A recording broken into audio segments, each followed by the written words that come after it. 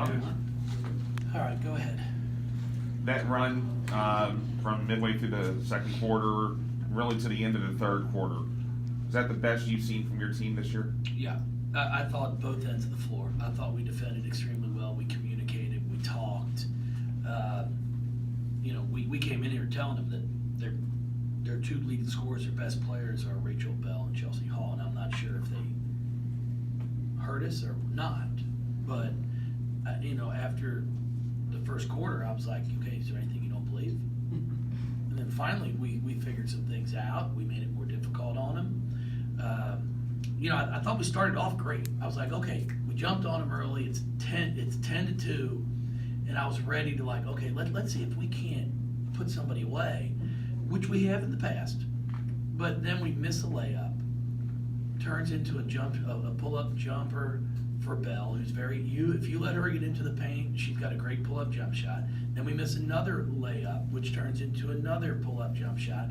So it's an 8-0 swing. It's 4 we should have gotten to now it's 4 they have, and before you know it, it's 10-10. And it should have been 16-4. And then you've got things going, and those are things we talked about.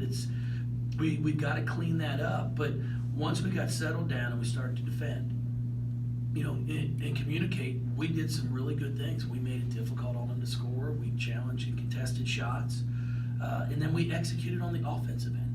It's not that hard. When someone's open, throw them the ball, and then when they're not, don't. But unfortunately, we're still trying to get better at that. That's one of the areas that I'm challenging our players. In that second quarter, we're 7 of 14 from the field. We missed 7 shots, and we turned it over 6 times. And it's just terrible turnovers. We had a chance to really go on a run, and we've thrown it out of bounds, forcing it places when somebody else is wide open. So we're going to have to show them some film, which is what it's about. I know everybody wants a perfect game. It's not going to happen. Okay? It's not going to happen. We try to push the ball in transition. 17 turnovers is not a terrible number. But when I show them the unforced, we can get that down to I think 13 or 14. And if we're doing that, then I'm fine with it, because you're going to turn the ball over. If you want to play fast, you're going to turn the ball over some. Do you think Erica's performance tonight and in the last few games is indicative of her kind of finding her stride again? I think Erica's finally, we've talked about shot selection, good shots and bad shots, and I think she's finally starting to realize what it is. The threes that she took tonight, 3 of 5, I think 4 of them were really good shots. There was one that I didn't think was a good one, but they were off ball reverse, so they were in rhythm. It wasn't come down, shoot it quick. We don't need quick shots. Asia, I'll take a quick open shot, but even her, in that first half, it's a transition fast break, and here comes everybody down the middle, and she crossed over right into everybody would turn the ball over. She's too good to make that mistake. And those are things that we'll show her on film, and I know she'll learn from, and we won't make that again. 10-0 start, what's that mean to you? How's this team maybe progressed from game 1 to game 10? Well, you know what? It was a great environment. I thought our crowd was really live and active and good. We've made some strides, there's no questions, and then there's areas where we get sloppy, and that's the part where we've got to really address. I just told him there in the circle that, everybody that I had in there in that fourth quarter are a lot of the same grouping combinations that we had in there when we're up 10 against Oregon, and I've got Maisha and Asia on the bench, and we go up 18. So it's not like they haven't played together, but defensively, they were awful. And just giving up basket after basket. We didn't have hands up. We're letting kids that we said were three-point shooters shoot threes. And that's the problem. And I told them, I said, guys, I'm not going to give you a chance if this is what you're going to do. So, unfortunately for some of them, it's going to cut down the opportunities they get, because I can't put 4 of them on the floor at one time. I can't have the combinations I had if that's the result they're going to give. And it's a shame for them. I don't worry about the offensive end. If you miss some shots, fine. I had Jazz at the 4 for a possession or 2, that's fine. But defensively, you know what to do. What does 10-0 mean to you?